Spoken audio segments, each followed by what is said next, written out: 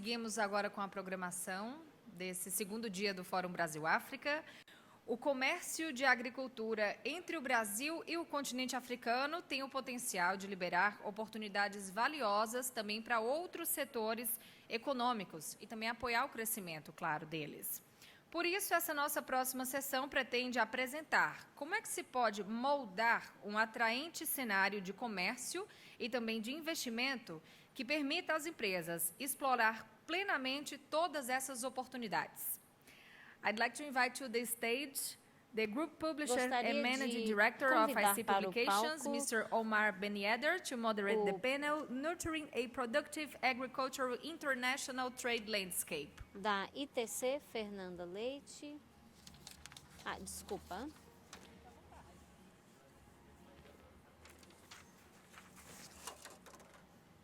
Nós temos agora o senhor...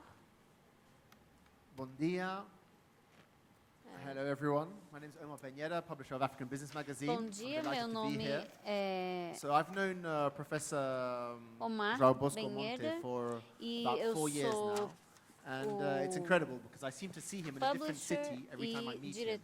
And since I was here da last IC year, we've actually met in Publications. 3 different cities. E desde que we met in estivemos Moscow, we aqui, met in a Accra, última vez and nós now we're nos meeting in Sao reunimos em Paulo. So I think Moscou, we've met in about em 11 or 12 Accra different cities. So it's a e bit like agora em São Paulo. we've got Então, a secret relationship going, é meio como quando você tem um relacionamento secreto, um caso secreto. Mas eu acho que isso mostra que nós temos paixão por conhecer vários lugares e vender essa história, né, e divulgar essa história da África e dessa parceria do Brasil. E eu trabalho na revista Africa Business, então eu estou muito feliz por moderar essa sessão. Temos um painel que vai ser muito interessante. E conversei com cada um deles essa última semana, então gostaria de chamar o Dr. Hippolyte Fofek, que é economista-chefe da FMX Bank, Tamer Mansour, que é secretário-geral da Câmara de Comércio Árabe Brasil, Luana Ozemela, Igor Lucena e a senhora Fernanda Leite, que é gerente da International Trade Center, ITC. Vamos dar vamos aplaudir os nossos painelistas.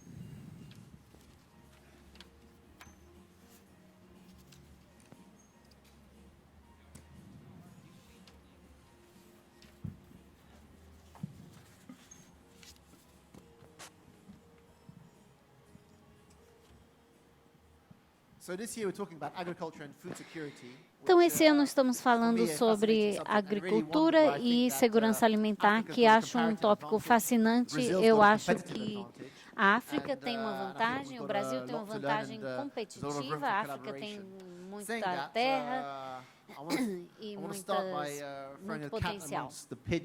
Mas eu acho que aqui eu vou ser o gato entre as pombas, como dizemos em inglês. Então, eu gostaria de ter a resposta de todos vocês. Vou começar aqui da minha direita. Mas a pergunta é, eu quero que respondam sim ou não. Você acha que a agricultura é a melhor ou mais importante, o mais rentável setor para o Brasil e para a África, para essa cooperação entre os dois? Ou será mineração, tecnologia, óleo e gás? Então, o que vocês acham? Vamos começar lá. Sim ou não? É um prazer estar aqui. E começando já com essa pergunta já bem direta, o setor agricultural do Brasil tem relações históricas com a África e com o desenvolvimento econômico do Brasil. A gente, obviamente, entende que o café foi um dos grandes propulsores do nosso desenvolvimento, principalmente industrial, onde o Brasil se transformou de uma nação agroexportadora, ainda na época de colônia, até uma potência industrial. Com certeza, sem nenhuma dúvida, dado inclusive nossa balança comercial, que pelo setor agriculturável do Brasil é que nos garante superávites ao longo do tempo e que nos últimos 15 anos garantiu para o Brasil se tornar um dos países com o maior número de reservas internacionais, superando os 370 bilhões de dólares, em grande parte, pela potência agricultural que o Brasil se tornou. Quando a gente analisa do ponto de vista dos BRICS, o Brasil é considerado hoje o celeiro do mundo, né? A China é vista como a indústria, a Índia os serviços, a Rússia os recursos naturais de óleo e gás, e o Brasil os alimentos. Então, o que eu acredito é que, com o relacionamento com a África, o que o Brasil se transformou numa potência agrícola nos últimos 100 anos, acredito que isso irá ocorrer com a África. O potencial agrícola de desenvolvimento no continente africano será para o século XXI o que o Brasil foi no século XX. Então, sem dúvida, do ponto de vista de lucratividade e de desenvolvimento econômico das sociedades, o setor de agricultura, o setor de alimentos, vai ser muito importante para os próximos anos.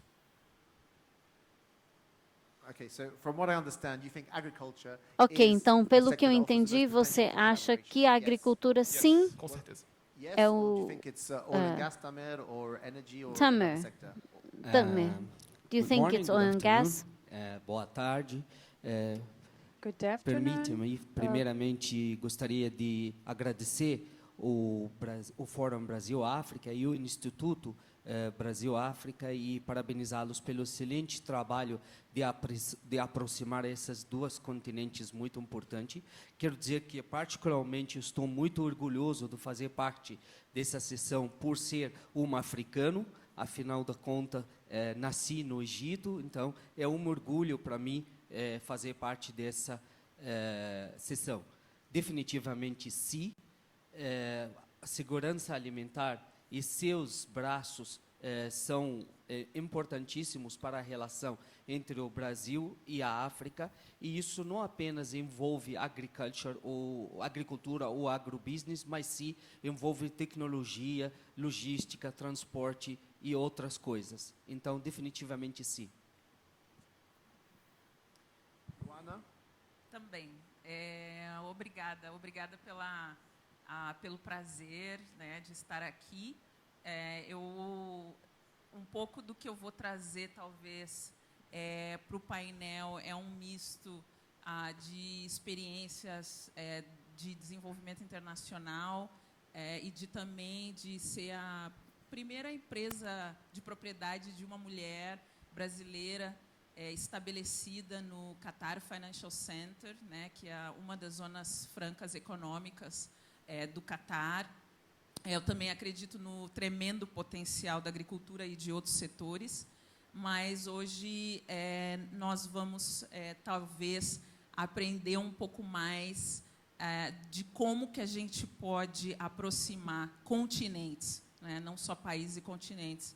Eu sou brasileira, mas também orgulhosamente africana por casamento e por DNA, que é do Gabão.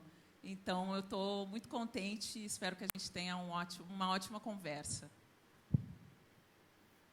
Fernanda, do you think agriculture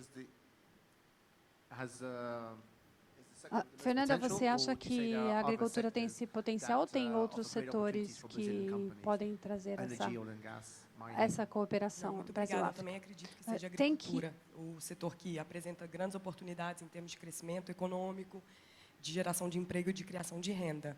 E eu acho que o Brasil e a África têm muito que fazer negócios e também sou muito feliz de participar deste evento. Eu também sou brasileira e trabalho no International Trade Center há mais de 8 anos com questões e projetos de desenvolvimento do comércio da agricultura da África. Eu espero poder contribuir muito com as discussões interessantes desse painel hoje. Yes, thank you very much, Omar. I think Muito obrigado, Omar. Eu acho que existem muitas oportunidades, como nós ouvimos ontem já. 75% das importações da África são do setor agrícola e alimentício do Brasil.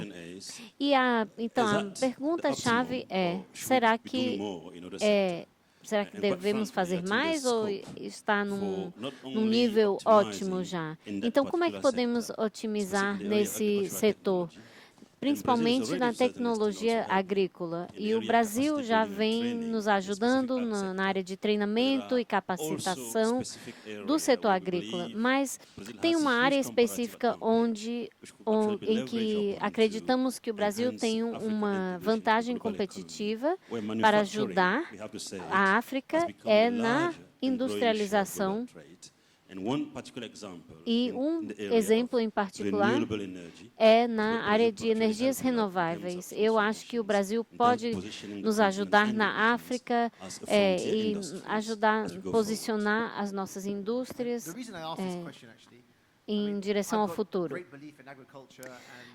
Eu fiz essa pergunta porque eu acredito muito na agricultura. Nós tivemos num outro painel alguém que falou sobre a Revolução Verde na África e nós temos trabalhado com essa organização durante alguns anos.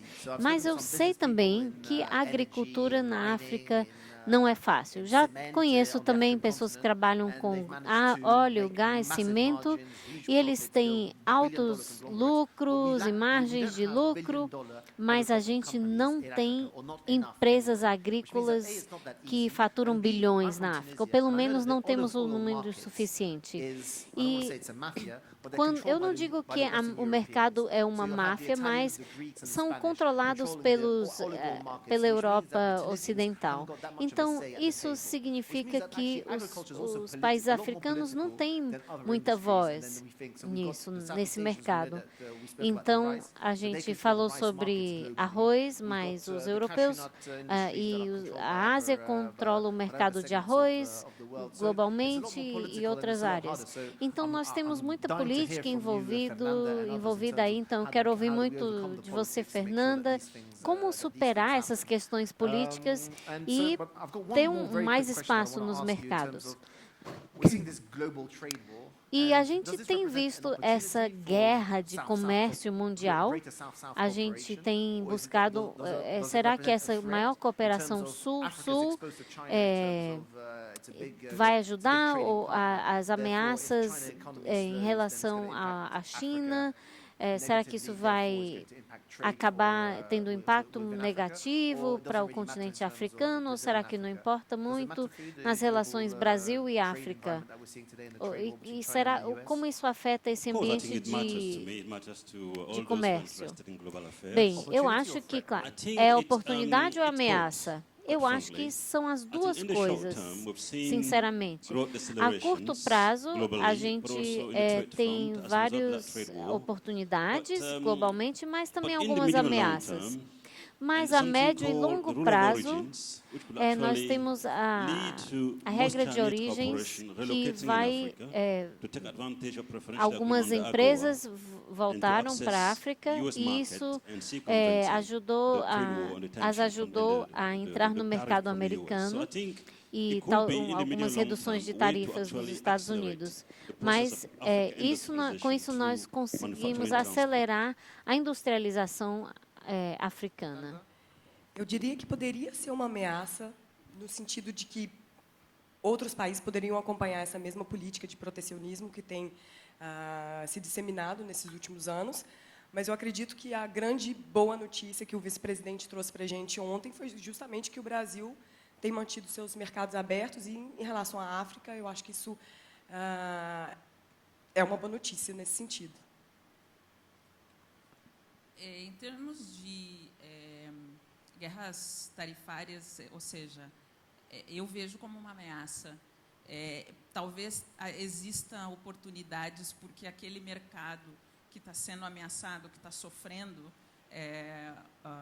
certos embargos, ou seja, tu é desviado para outros novos mercados. E até mesmo o Brasil pode se beneficiar se certos produtos passam a ser agora fornecidos pelo Brasil e não mais pelos países que estão sofrendo com essa guerra comercial. Mas eu vejo em termos, se são os pequenos produtores os mais prejudicados, se são, ou seja, se existe uma massa de produtores prejudicados, eu vejo a conta, o balanço final é negativo, né? Pode estar gerando negócios para outros grandes agribusinesses, até mesmo no nosso próprio país, mas, no final das contas, nenhuma guerra comercial é positiva. Eu vejo que, no curto prazo, é uma oportunidade para o Brasil, porque nós estamos até vivendo isso. O Brasil se transformou como um dos maiores fornecedores para a China, enquanto os Estados Unidos está perdendo o seu posto como um dos maiores fornecedores de alimentos. Mas, em termos da cooperação Sul-Sul, eu acredito que, no curto prazo, o Brasil pode utilizar e desfrutar de várias oportunidades que devem aparecer na África. Mas, no longo prazo, é uma ameaça na certa. Do meu ponto de vista, e pegando uma análise histórica, o mundo está fazendo uma mudança considerável. Nos últimos 70 anos, esse modelo de liberalismo, de desregulamentação de mercados, liberalização do fluxo de capitais e investimentos, foi muito positivo para todos os países. A gente teve fluxos desenvolvendo a Ásia, a China, o Sudeste Asiático, ainda não numa quantidade tão grande na África, mas incentivou a internacionalização de várias empresas. E com essas guerras comerciais, trade wars, entre Estados Unidos e China e algumas outras nações se fechando ao comércio internacional, não há dúvida que há prejuízos para todas as partes. Entretanto, sempre numa possibilidade de prejuízos e crises, há sempre outras oportunidades. E eu acho que o que nós temos que aprender nesse mundo que está se fechando é como remar contra a maré, encontrar uma maneira de recriar estratégias multilaterais, e eu acho que o objetivo desse fórum faz isso, reunindo empresas, instituições multilaterais, fóruns, câmaras de comércio e também os governos para encontrar essas soluções. E a fala do vice-presidente Hamilton Mourão foi muito importante, porque trouxe uma visão que o Brasil tem que ter e os países africanos têm que ter, aonde diplomacia é negócios, e negócios são melhora da qualidade de vida das pessoas, trazendo emprego, aumento de renda, também impostos para suas nações e, consequentemente, desenvolvimento econômico. Então, por mais que o mundo esteja numa maré antiliberal do ponto de vista de comércio e internacionalização, acredito que esse tipo de atitude que a gente vem tomando, como doing business, do ponto de vista, é o fundamental para que possamos contrabalançar esse peso e voltar, quem sabe, aí, a partir de 2020, em um cenário internacional menos conturbado e com mais visão de liberalização de recursos, pessoas e capitais.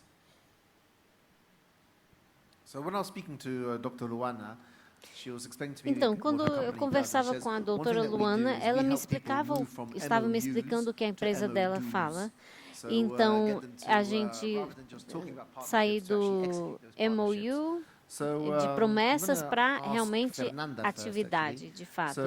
Então, agora eu tenho uma pergunta para a Fernanda. Você tem experiência em trabalhar no cenário global e nos mercados, e você sabe como os investimentos acontecem? Sei que você já trabalhou com a China, a Índia também.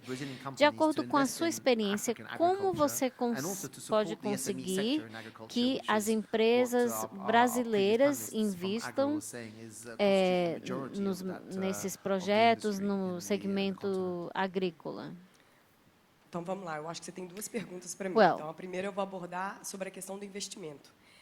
Então, na verdade, o International Trade Center é uma agência das Nações Unidas e da Organização Mundial do Comércio também, que tem um mandato que eu diria que é a combinação do SEBRAE com a Apex aqui no Brasil, ou seja, apoiar as pequenas e médias empresas, mas no intuito de ajudá-las a exportar. E tudo isso no âmbito desse objetivo de contribuir com o objetivo os objetivos do desenvolvimento sustentável. Uma parte do nosso trabalho, enfim, todo o trabalho que a gente faz na África, que é 70% da nossa intervenção, é financiado pelos países desenvolvidos, países da União Europeia, principalmente, que têm esse interesse, esse compromisso com a ajuda para o comércio. É um financiamento específico para desenvolver o comércio desses países. Mas nós também temos trabalhado muito recentemente, justamente com essa ascensão do comércio sul-sul nos últimos anos, que cresceu de 7% para 15% nos últimos 20 anos, com os países emergentes. E o que a gente observa nas nossas operações do dia a dia é que a China e a Índia estão completamente fincadas na África, fazendo negócios na África. E a pergunta que se coloca para a gente é onde que está o Brasil, principalmente no setor da agricultura? O que nós estamos fazendo em relação a isso? Eu não sei se eu tenho uma fórmula para dar em relação a como fazer os brasileiros chegarem na África. O que a gente faz no ITC é acompanhá-los em termos de procura de oportunidade de mercado, dar informação, acesso à informação em relação à legislação, quais são as instituições que eles têm que procurar e conectá-los com esses mercados. Então, por exemplo, um exemplo atual, recente do ITC, foi o nosso apoio, através de assessoria técnica, a uma empresa indiana no setor do têxtil, que queria investir na Etiópia, não sabia como, nós facilitamos a operação, eles conseguiram se instalar na Etiópia, abriram uma nova filial, que hoje já criou mais de 700 novos empregos no país. E essa empresa, que é pequena e média empresa, já está exportando para a Europa e para os Estados Unidos. E eu fico pensando que são exemplos assim que nós deveríamos ver do Brasil acontecendo na África também, no setor da agricultura, que é onde a gente tem essa possibilidade de troca de experiência. Em relação às pequenas e médias empresas, ontem eu tive o prazer de sentar ao lado de uma exportadora de mandioca do Ghana, e que eu perguntei para ela o que ela tinha como expectativa em relação ao fórum. E ela falou, eu quero fazer negócio. Eu fiquei muito curiosa e eu fui olhar qual que era o potencial de exportação de mandioca do Ghana, e eu vi que Ghana não exporta ainda mandioca para o Brasil, mas eu vi que o Nigéria tem muita demanda. E eu fico me perguntando se ela sabe dessas informações. Porque a nossa experiência no ITC é que as pequenas e médias empresas, o maior desafio delas para entrar em novos mercados nem é tanto tarifa.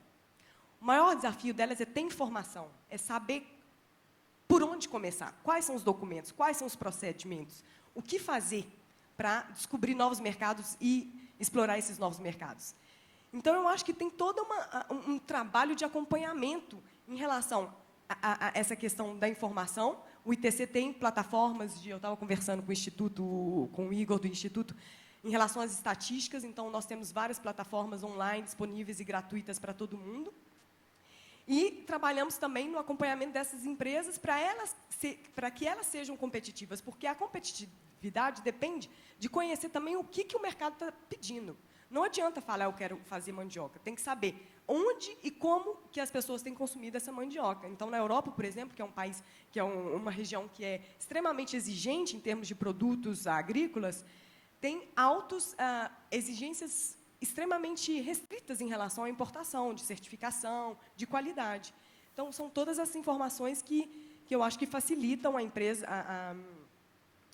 o trabalho dessas pequenas e médias empresas. E só para fazer o link com o painel anterior, que eu achei extremamente interessante, perguntou-se muito, o ministro também referiu a necessidade de criar cadeias de valor, né, para dar acesso aos pequenos produtores aos mercados. E são as pequenas e médias empresas que têm feito isso. As pequenas e médias empresas são 90% do total das empresas no mundo. Então, a gente não está falando aqui do produtor e do exportador do açúcar do Brasil. A gente está falando das empresas que têm o potencial de criar emprego, de gerar renda e de atingir novos mercados e de criar novas condições, melhores condições de vida para o produtor. Essas empresas não podem ser negligenciadas, nem nas políticas de desenvolvimento dos governos, nem das instituições, como a Apex e o SEBRAE, que devem realmente apoiá-las para trazer novas oportunidades.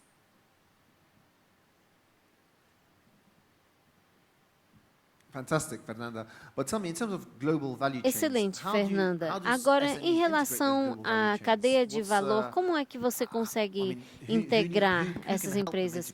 Quem pode ajudar essas empresas a entrar? É o governo local? Quem vai ajudar elas a entrar nessa cadeia de valor? quem é que vai poder fazer isso?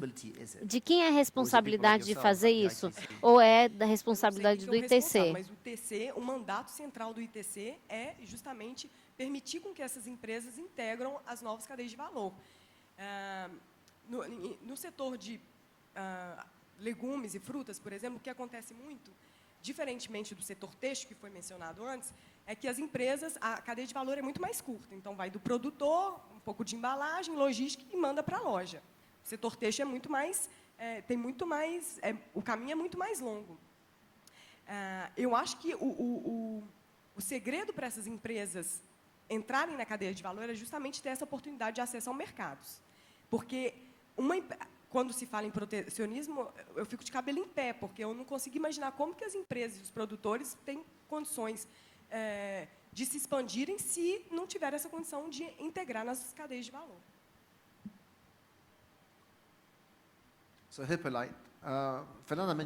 Então, Hipólito, a Fernanda mencionou algumas coisas. Ela falou de simetria, porque eu pensei sobre o Afrimex Bank.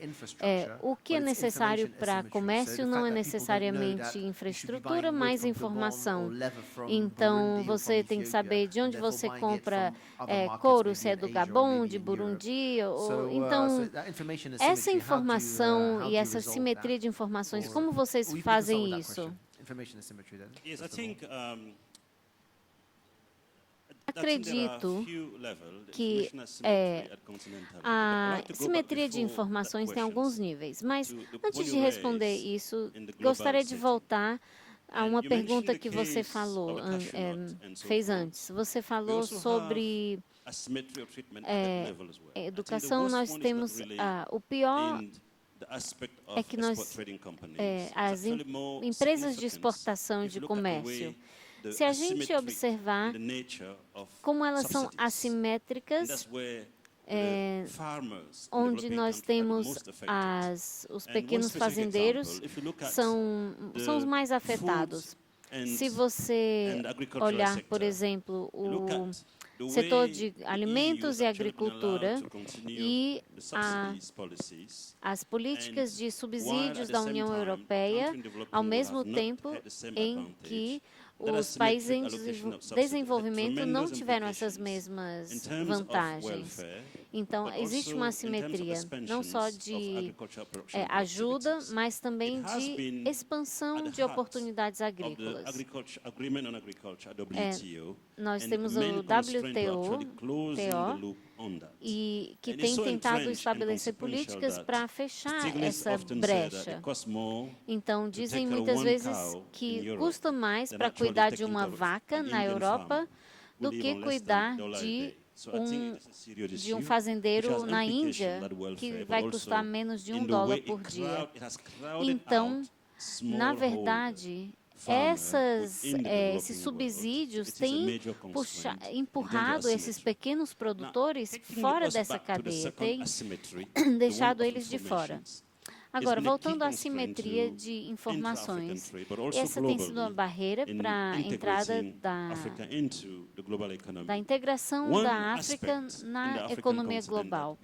Um aspecto da economia africana que você mencionou, nós temos uma importação de couro da Itália, enquanto que nós temos um ótimo couro que é exportado de Botsuana para a Europa. Então, nós temos essa assimetria. Então, o que nós temos feito na parte de importações e exportações na África, no Afrimex Bank, é que nós temos uma feira de comércio africana que a cada 2 anos reúne compradores e fornecedores de todo o continente, e cada país recebe um stand onde eles podem expor e promover os seus produtos, e depois dessa exposição, a cada 2 anos, nós colocamos todas essas informações online, numa plataforma online, onde os potenciais compradores podem pesquisar e ter essas informações. E o que nós também estamos desenvolvendo um portal de informações de comércio para colocar a maior quantidade de informações possíveis sobre esses produtos africanos para criar um mercado digital de informações, de conteúdo sobre isso. E também nós temos organizado feiras em países específicos para apresentar os investidores, compradores aos produtos daqueles países e aí então conseguir oferecer financiamento para promover esse desenvolvimento. Então, acho que a informação é essencial para promover o comércio. Eu acho que uma vez que essas informações estejam disponíveis e que esses desafios e barreiras de acesso ao mercado sejam vencidas, vamos ver um crescimento. Também empresas de exportação, se elas tiverem essas informações, se a gente conseguir reduzir o espaço entre os exportadores e importadores, isso vai ajudar muito.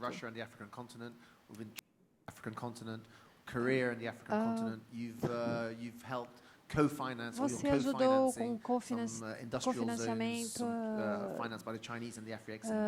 para a China através do African Bank. Isso não é para o Brasil. Em termos do Brasil, como você poderia facilitar esse tipo de investimentos das instituições brasileiras no continente africano?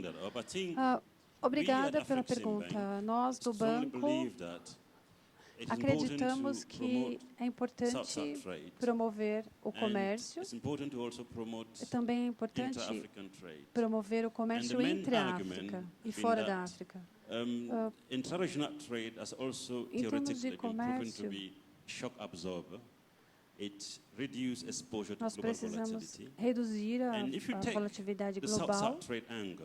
E esse ângulo sul-sul dentro do comércio mundial. Em termos de competição global, se você olhar para o campo de alimentação no mercado, por exemplo, o Egito é um importador líder do mundo. Por muitos anos, ele dependeu exclusivamente do mercado.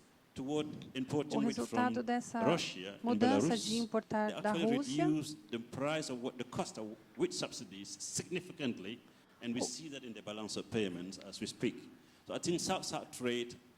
esse mercado sul-sul tem as suas implicações no custo do alimento. Mas eu acho que o banco tem se esforçado não para operacionalizar isso, mas para promover esse comércio. E nós temos o prazer de dizer que hoje a África do Sul é a líder, é o principal componente do comércio africano. O que estamos fazendo especificamente, nós temos treinamento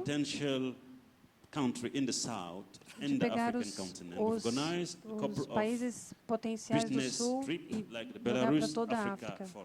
Nós temos o Fórum África-Belarússia, o Fórum África-Rússia, e colocamos homens de negócios desses dois países juntos para refletir sobre cooperação e temos também bilhões de dólares dentro da Rússia e então esse fórum vai revolucionar o futuro. Então, esse fórum aqui também tem esse potencial de trazer pessoas dos dois lados. Nós queremos um fórum econômico que vai trazer benefícios com esse engajamento, tendo negócios dos dois lados. Outro aspecto que é muito importante é o desempenho. Nós temos o banco, que tem China, Rússia, eles realmente estão se unindo ao banco em termos de financiamento. Eles estão criando uma parceria muito mais profunda em termos de financiamento. Nós estamos... Nós queremos aprofundar as nossas parcerias aqui também, como a gente já fez com a China, ou a Índia, ou a Rússia.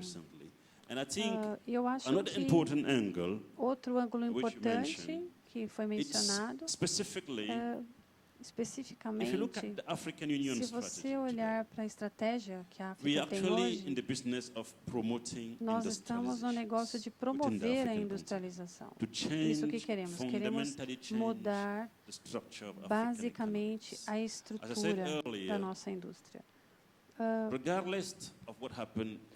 Independente do que acontecer, os motivadores do negócio global é a manufatura. Nós queremos que o comércio cresça. A África não vai entrar na economia global sem o desenvolvimento da agricultura. Nós estamos nos movendo para o lado da cadeia de valor. E temos a esperança de que a forma como estamos desenvolvendo nosso parque industrial vai nos capacitar a ter investidores por causa dos potenciais incríveis que a África pode oferecer. Investimentos em relação à infraestrutura, nós queremos ajudar os investidores a reduzir o custo e aumentar a produtividade. Mas eu acho que você está correto. Desenvolver o parque de produção é importante. Bem, o meu ponto era que como nós podemos desenvolver isso com o Brasil. Agora eu quero perguntar para a Luana. Em 2008 nós tivemos aquela crise financeira e também tivemos um grande aumento no preço de alimentos. E isso se tornou uma questão a ser considerada e a Luana é fundadora de uma das empresas, primeiras empresas a fazer isso, e nós tivemos também uma cooperação entre Catar, Emirados Árabes e Arábia Saudita. E a segurança alimentar se tornou uma questão lá, e nós temos o objetivo de chegar com a maior parte da produção alimentar local até 2030. Então, como é que as empresas brasileiras ou a tecnologia brasileira pode ser, foi transferida para o Catar para ajudá-los a solucionar algumas das questões alimentares lá, principalmente com o solo muito árido. Então, pode nos falar um pouquinho como isso aconteceu e a cooperação entre o Brasil e o Catar e o que o Brasil está oferecendo ao Catar e como isso pode servir para outros países? First, just to start to explain to the audience, let's say, para o pessoal, nós precisamos olhar para o momento que o Catar está experimentando agora e a gente pode aprender. A gente tem que olhar para os dois países, Brasil e Catar. Então, o Catar, você sabe, o comércio foi bloqueado por via aérea, terrestre, comercialmente, politicamente. Arábia Saudita, Egito, vários países, tudo.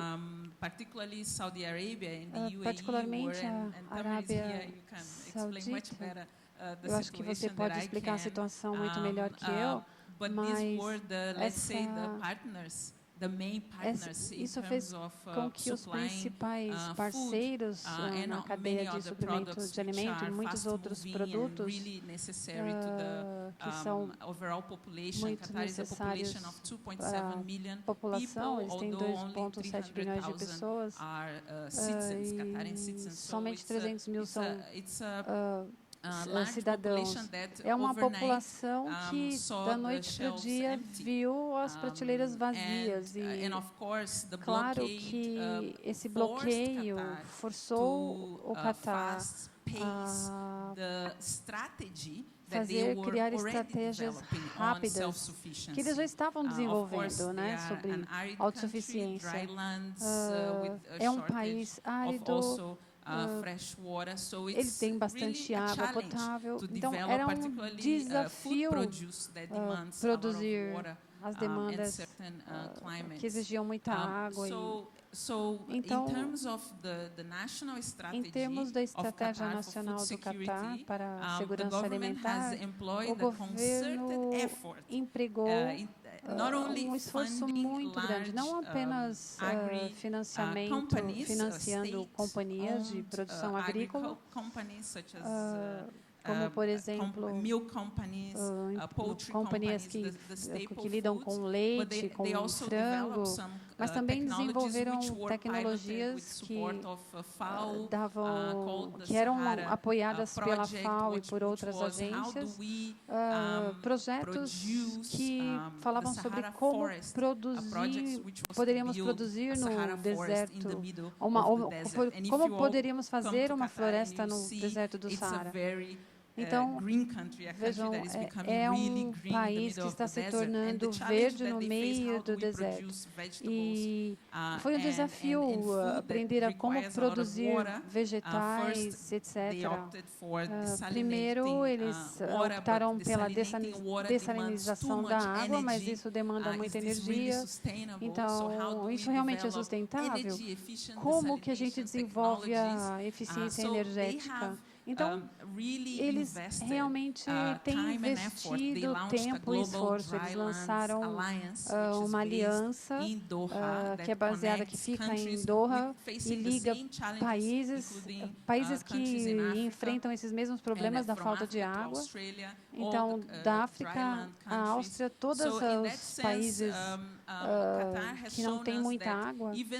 Então, o Catar mostrou que de um dia eles eram dependentes, sofreram um bloqueio, eles viram uma queda dramática no suprimento de alimentos, mas em menos de 2 anos eles foram capazes de recuperar e agora eles estão no topo do índice de segurança alimentar. Isso é muito incrível. E também eles podem se tornar autossuficientes em termos de leite, de carne de frango, e eles também podem se tornar autossuficientes em termos de alimento, vegetais, lá para o ano 2020. Eles estão alcançando esses alvos. É importante reconhecer e aprender com essa lição. Mesmo que eu critique o quanto isso seja sustentável, mas de alguma forma o Catar ele tem agora um excesso, uma sobra, e tem a certeza de que as pessoas podem comer, têm comida suficiente. Então, e talvez até acima do que seja recomendável.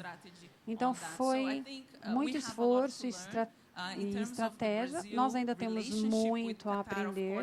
É claro que em termos da relação Brasil e Catar, o Catar quer muito fazer o agronegócio com o Brasil. Eles têm um fundo chamado Manitoba Fund.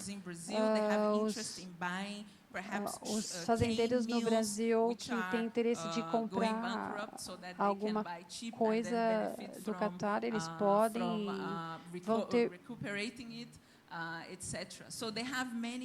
Então,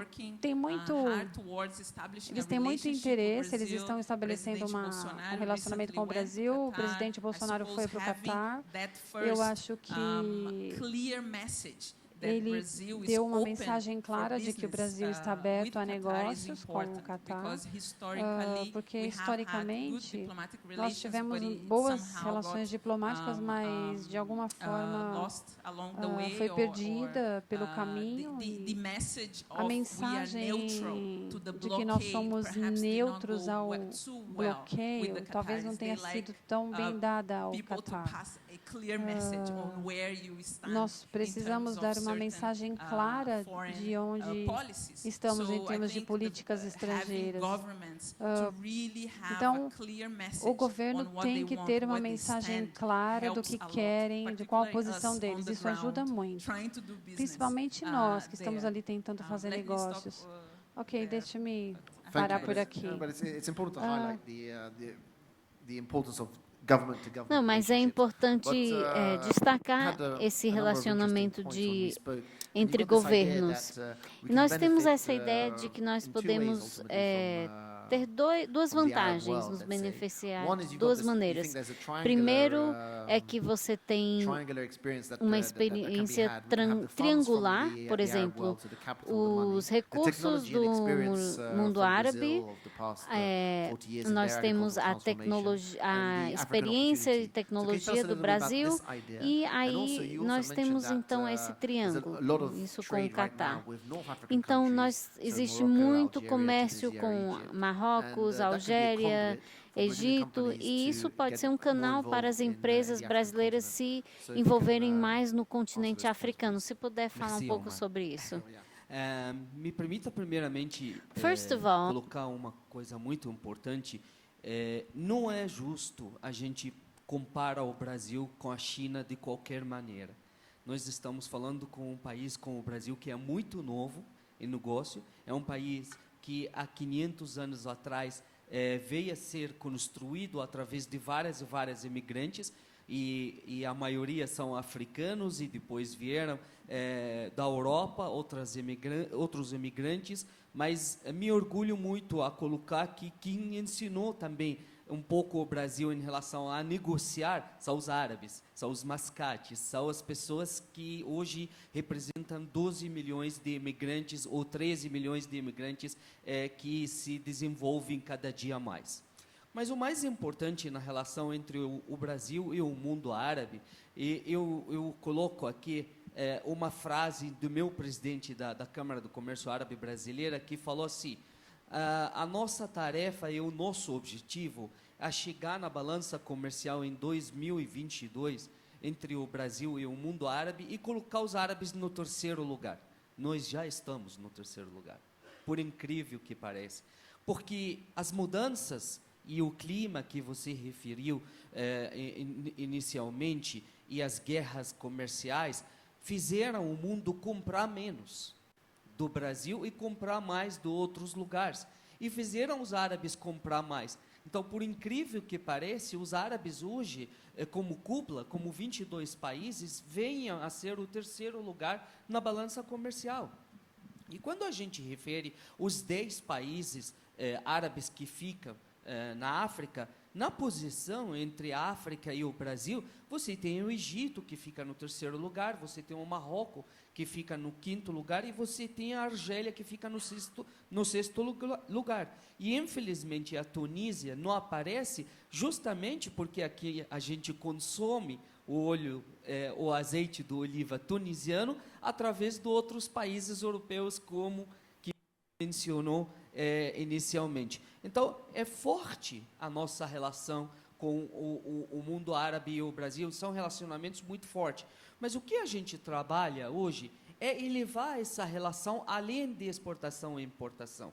Alguns anos atrás, nós viemos explicando cada dia mais para as indústrias grandes no Brasil a importância de se transformar suas indústrias inicialmente na norte da África, considerando a Zona Franca do Marrocos como uma zona franca para transformar seus produtos com valor agregado e e tentar invadir cada dia mais o território africano com esses produtos com valor agregado, utilizar o Egito e seu canal de Suez e seus logísticas e potências logísticas para também colocar seus produtos dentro do mercado africano. E tem uma coisa muito mais importante além disso, são os acordos internacionais, são os acordos de livre comércio, que enquanto o Brasil ainda está começando a buscar essa guarda-chuva de acordos, os árabes que estão na África já têm acordos de livre comércio,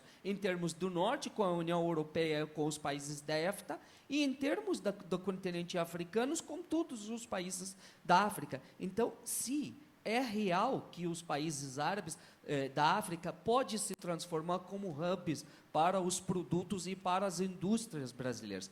Já temos alguns exemplos, já temos exemplos de indústrias de manufaturas, já temos exemplos de indústrias de alimentos que já estabeleceram, mas eu acho que cabe mais, eu acho que existe essa possibilidade. E quando nós falamos sobre a guarda-chuva do governo, não é melhor do que a fala do nosso vice-presidente ontem. Ele explicou exatamente como que o Brasil está se posicionando hoje. O Brasil está querendo cada dia se internacionalizar. E a iniciativa privada precisa receber essa mensagem e começa a partir para ser ativa. Começa a buscar seus fornecedores e começa a buscar seus parceiros. Então, quando a Luana se coloca à disposição para abrir linha de financiamento e ajudar a investir cada dia mais, quando a Fernanda coloca a instituição dela para ajudar em termos disso, nós também se colocamos em termos disso, porque nós queremos ser curadores para essas empresas, nós queremos que essas empresas colocam seus produtos como uma parceria válida. Então, em termos dos países árabes, eu acho que nós temos que ir além das exportações e importações.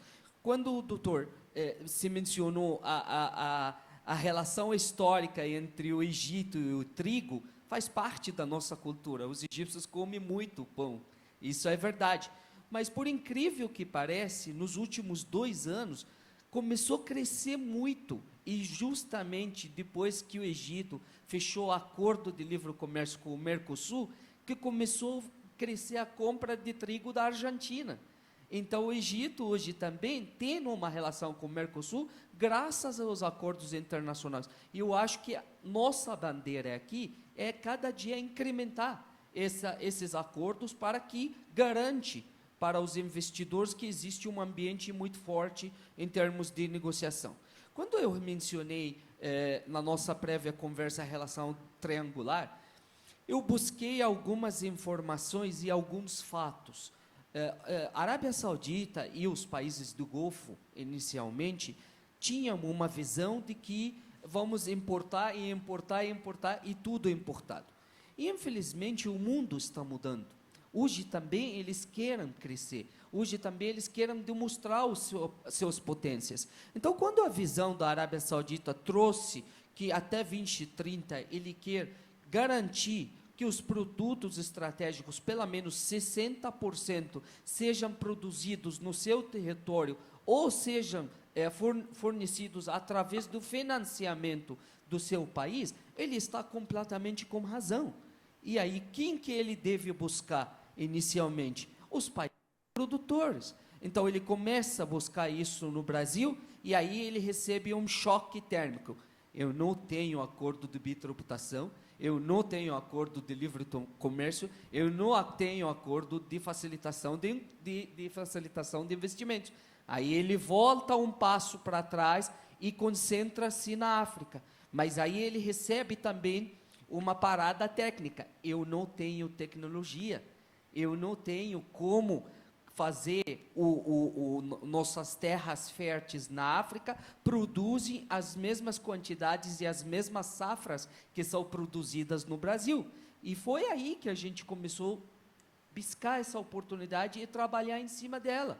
Quando você tem alguns países com fundos públicos prontos para investir e você tem suas tecnologias através de iniciativa privada e iniciativa pública, como Embrapa e outras instituições no Brasil, mas digo muito mais a iniciativa privada brasileira, você consegue gerar emprego, gerar investimento, acabar com o problema que todo mundo fala, o Brasil é longe, eu não consigo produzir no Brasil porque eu não tenho linhas de logísticas e transporte marítimo diretamente. Então, você consegue facilitar os investimentos, você consegue gerar empregos. A maioria da tecnologia agrícola, por incrível que pareça aqui no Brasil, está na mão das startups, não está na mão das empresas grandes, e sim nos micro e pequenas empresas. Então, tudo isso gira para você um cenário perfeito de triangulação,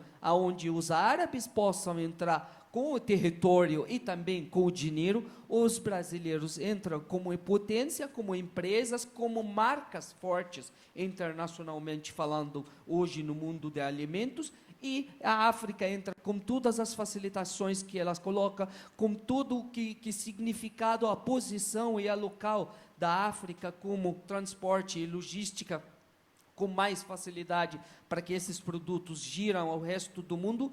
E também não podemos esquecer que tanto a África, tanto o Brasil são queridos, são países neutros, são países amados. Por natureza e por Deus, são países amados. Muito obrigado. Thank you. Igor, maybe you can answer Obrigado, Igor. Talvez that as você a possa challenge to us in the world in terms of this triangulation. I mean, how do we make it happen? How do we get the I think what he was implying, the land and the workforce that Africa has to offer, the technology and science that Brazil has to offer, and the financing that the Arab world and other institutions. I know that you were keen to point out that there's not just one development bank in Brazil, but there's actually regional development banks that aren't being tapped, and we're not using the mechanism the mechanisms to facilitate investments from Brazilian companies using what the capital that these regional development banks have. But this triangulation, I mean, how do you see what Tamir just como você vê essa triangulação? Reality? Sim, nesse ponto de vista, a solução não vem de um único agente. A gente não pode pensar que o governo, ou as empresas, ou os órgãos multilaterais internacionais, sozinhos vão resolver os problemas. O que todos nós falamos aqui, com muita propriedade, é que existem dificuldades, existe um cenário adverso, mas, apesar disso, existem facilidades. A gente pode analisar que, no mundo desenvolvido, onde tem grandes capitais, a expansão monetária foi muito grande nos últimos anos, então você tem bilhões e bilhões de dólares e euros que estão à disposição em busca de novos investimentos. Ao mesmo tempo, nós temos taxas de juros historicamente baixas, inclusive aqui no Brasil. A nossa taxa de juros real, desajustada pela inflação, está aí em pouco mais de 1%. Então, não há mais sentido todos esses recursos estarem sendo alocados no mundo financeiro. Esses recursos têm que ir para produções reais. E aí é onde gera-se as oportunidades de intercâmbio entre Brasil e África. Do ponto de vista do cerne dos problemas, a gente já viu que infraestrutura é algo que já falamos bastante, mas é algo que já vem sendo adereçado nos últimos anos. Um ponto que nós não conversamos, mas é fundamental e problemático entre o desenvolvimento na África e no Brasil, o capital humano. Nós temos problemas de formação de capital humano, principalmente para o agronegócio. Historicamente, a evolução das sociedades retira do mundo agrário as melhores cabeças, as melhores mentes, e vão para indústrias, para o setor das grandes cidades. E como é que a gente retém esse capital, como é que a gente retém essas mentes pensantes para dentro do universo da agricultura para desenvolver essa região? Isso tem que ser trabalhado pelos governos e pelas empresas. Paralelamente a isso, quando a gente vê do ponto de vista global, alguns fatores que são muito específicos. O primeiro, e eu acho que foi muito bem colocado, são a realidade das startups. Os governos, grande maioria, procuram mais regulação das startups, entender como funciona a maneira de negócio, mas eles têm que entender também que essas novas startups têm a possibilidade de alterar fundamentalmente a maneira como o agronegócio funciona, né? Hoje em dia você tem visualizações de seguranças que são feitas por empresas que usam drones, e esses drones já têm lentes capazes de encontrar problemas, insetos ou pragas dentro de uma produção agrícola, coisas que não existiam 5, 10 anos atrás. E como é que a gente, o governo e as instituições trabalham com essas startups? Eu acho que a melhor maneira é desburocratizando. Elas não conseguem existir se sofrerem as mesmas burocracias de empresas tradicionais com tamanhos muito grandes. Então, isso é fundamental. Um outro ponto, e que foi tocado aqui, foram as parcerias de investimento. Quando a gente precisa de transformar a nossa matriz de países importadores para países produtores, a gente precisa de investimentos diretos. Então, quando a gente está falando de Foreign Direct Investment, a gente está falando de trazer recursos e, nesse contexto de baixas taxas de juros, para investimentos produtivos, oportunidades de empresas brasileiras se internacionalizarem na África e de outros países do mundo árabe também, investirem em suas produções locais. Mas o maior problema que a gente vem colocando é essa assimetria de informações. Quando a África e seus vários países são diferentes, têm regimes políticos, tributários, organizações sociais completamente diferentes.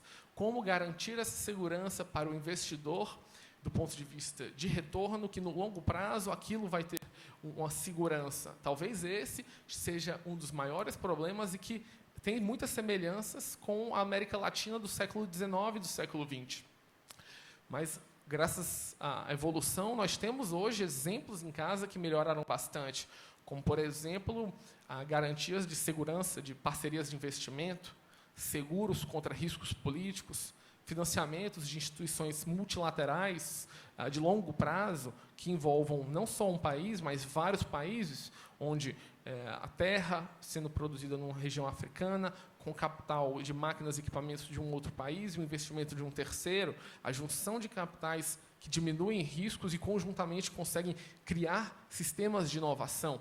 Eu acho que esses são elementos que, dentro dessa visão triangular, que envolve as instituições multilaterais, as empresas, sejam as grandes como as startups, e os governos e instituições internacionais, podem ajudar a contrabalançar esses desafios e problemas que a gente vê hoje num mundo onde a retórica tenta se impor sobre a racionalidade. E a racionalidade dos negócios, a racionalidade do capitalismo, nesse sentido, é muito positiva. Diminuição de pobreza, geração de riqueza e, claro, que essa riqueza seja espalhada, que essa seja democratizada entre as partes produtoras. Mas isso só ocorre quando vários agentes estão envolvidos. A época de governos isoladamente tomarem decisões que são assertivas e corretas foi no século XVIII. Hoje, as decisões são conjuntas, independente das situações que a gente esteja falando. Entretanto, há de garantir que os governos são os big players, e os agentes privados, aqui estando em outros países, tomam suas decisões na visão de follow the leader. O governo começa a investir, promove as garantias de investimentos, as seguranças, e aí todos os agentes conjuntamente se modificam. Eu acho que é esse o maior desafio. Como alinhar esses interesses, que às vezes são convergentes, outras vezes são divergentes, mas numa visão de investimento de longo prazo.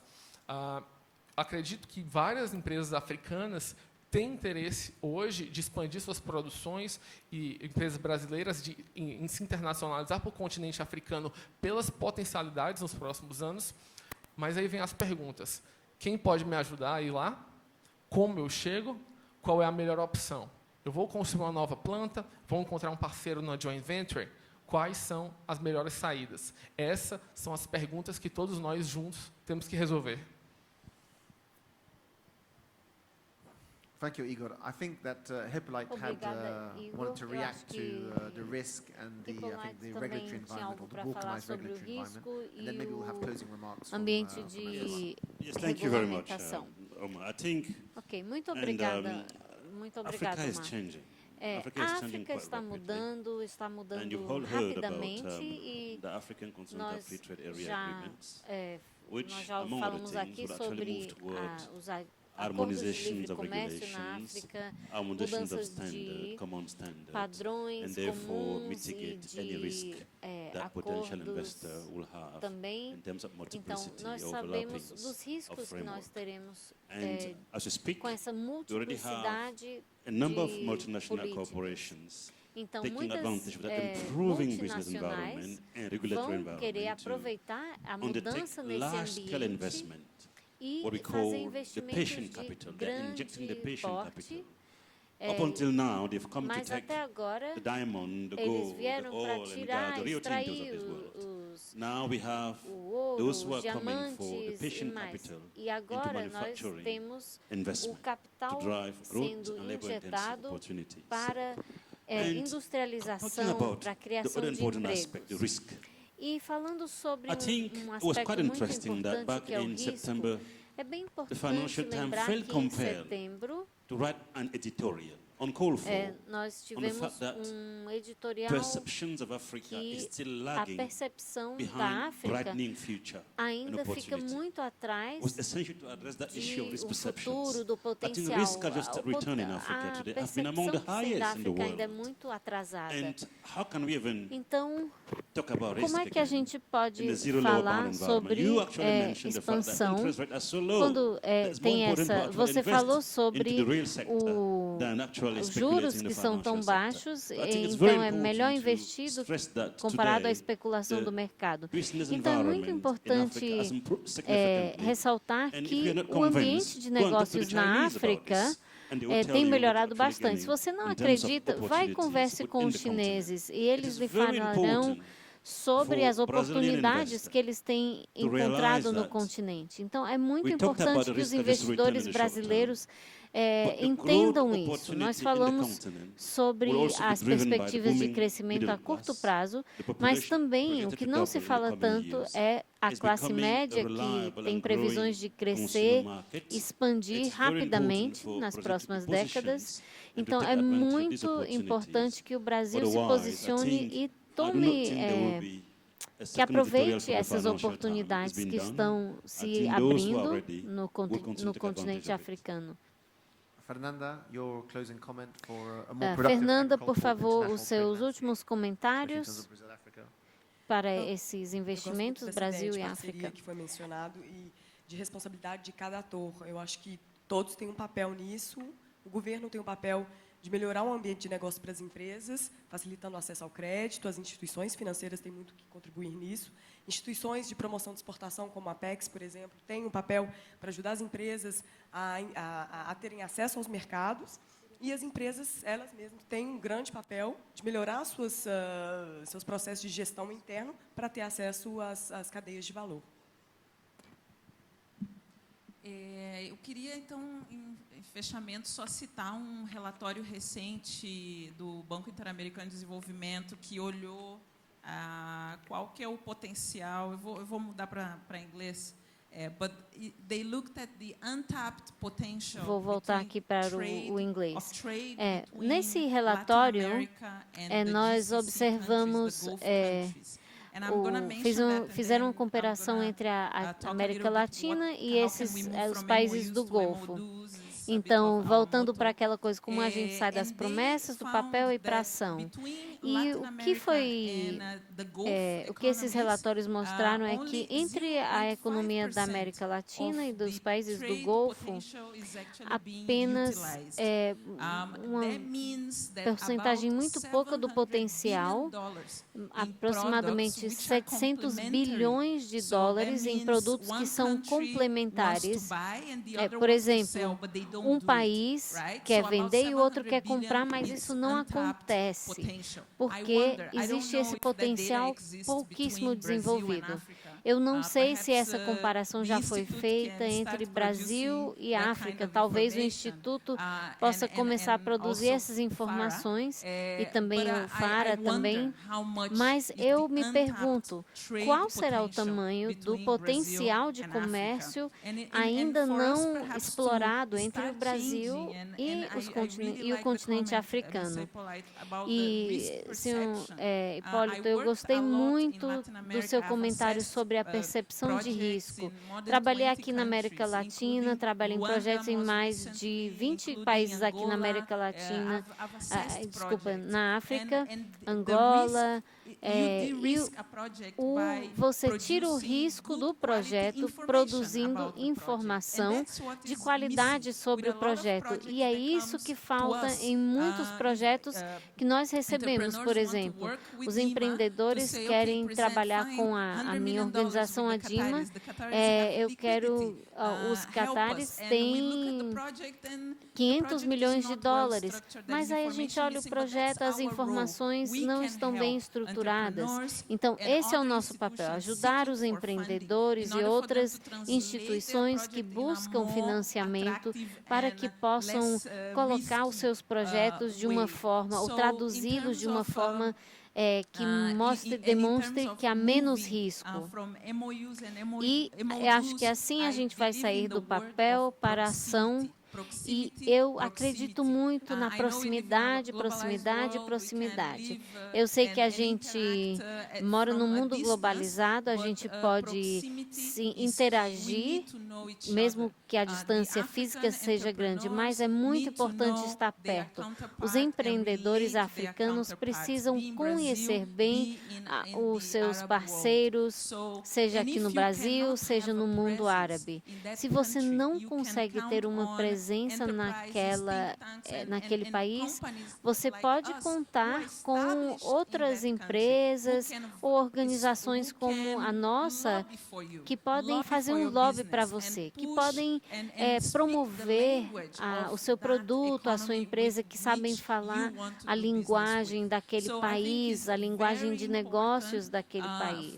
Então, acho que é muito importante que não somente começarmos em níveis altos de governo, transmitindo uma mensagem clara de que o interesse comercial é grande. Isso precisa ficar muito claro para quem está do outro lado, mas também países africanos precisam ter uma missão diplomática balanceada e estável. E nós já vimos que em muitos países da África que não tem uma presença no Catar, por exemplo. E com a Copa do Mundo, que vai haver um grande potencial, muitas oportunidades. Ok? Closing remarks, please. Também, seus últimos comentários, por favor. Ok. Rapidamente, eu acredito que nós precisamos entender que as mudanças estão nos levando para outro patamar do negócio. O mundo não é mais B2B. O mundo é muito mais do B2B. O mundo é H2B, B2H, H2H, human to human. Nós precisamos pensar assim no Brasil. As empresas brasileiras precisam entender que para concorrer e colocar suas empresas no patamar aonde eles merecem, começam a trabalhar com o mundo árabe, começam a trabalhar com o mundo africano, olhando como potencial, olhando como parceria, olhando como cooperação técnica, cooperação e investimento no ser humano, investimento no país, investimento no continente. Thank you. Igor, closing remarks, please. Eu queria agradecer a participação de todos os presentes e fechar apenas com 3 argumentos muito rápidos. O primeiro, eu acho que já vou me repetir aqui, o século XXI será o século da África, será o século de mudança da África e será um século de uma nova economia para o continente africano. Dito isso, o Brasil e as empresas brasileiras não podem perder essa oportunidade de participar do desenvolvimento e da criação dessa nova economia. E isso, obviamente, é um motivo por que estamos aqui e por que o Instituto Brasil-África é tão importante. As forças de mercado, obviamente importantes e com sua relevância, não farão todo o trabalho. Nós, como entidade internacional que participa dessa triangulação, está aqui para ajudar os entes do mercado e os parceiros a se desenvolver economicamente.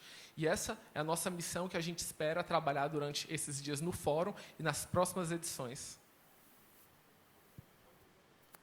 And to our platinum sponsor, he gets the final word. E aqui nosso patrocinador Platinum.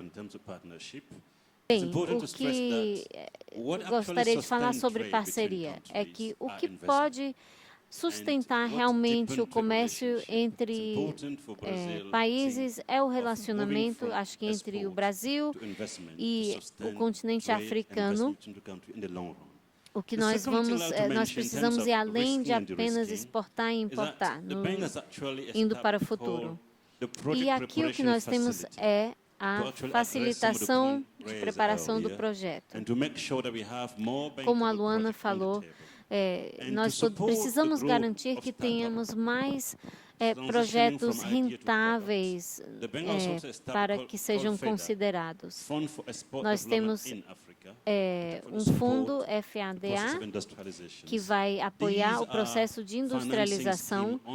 Esse é um sistema de financiamento que está aqui para financiar os projetos no continente. Obrigada. Muito obrigado. Nosso tempo acabou. Vamos aplaudir os nossos painelistas.